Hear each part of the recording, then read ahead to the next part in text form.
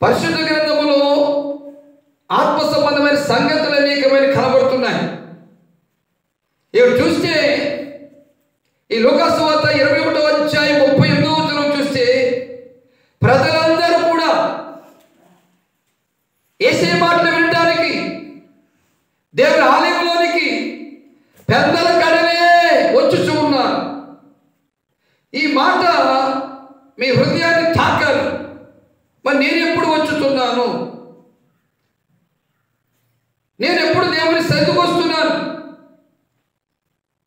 ముచ్చట్లు వేయడానికి ముందే వెళ్తాం, సీరియల్ చూడడానికి ముందే వెళ్తాం, పనికెళ్ళడానికి ముందే వెళ్తాం, ఉద్యోగానికి ముందే వెళ్తాం, ఇంటర్వ్యూకి ముందే వెళ్తాం, వ్యాపారానికి ముందే వెళ్తాం.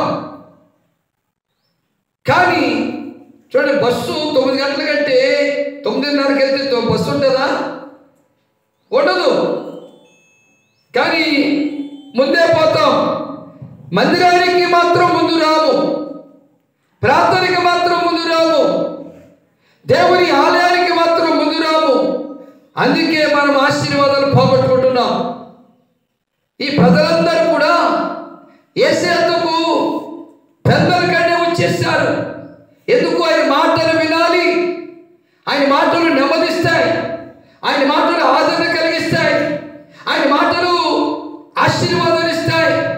ఆయన ఒక్క మాట సెలవిస్తే ఏమండి, రోగులు బాగుపడ్డారు.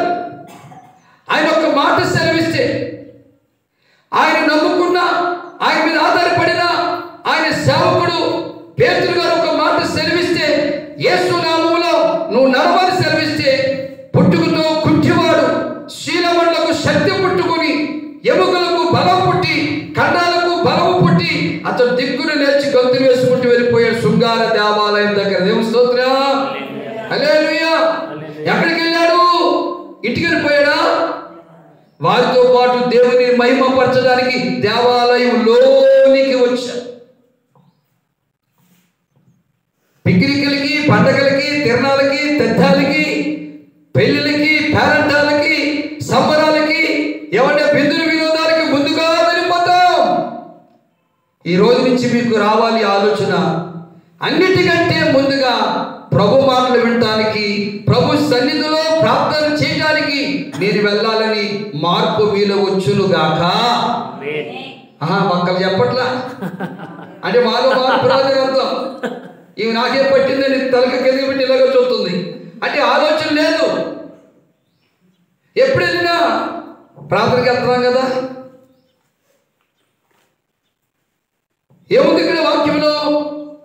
ప్రజలందరూ ఆయన మాట వింటకు దేవాలయంలోకి ఆయన యొద్దకు చూసారా, ఆయన యొద్దకు.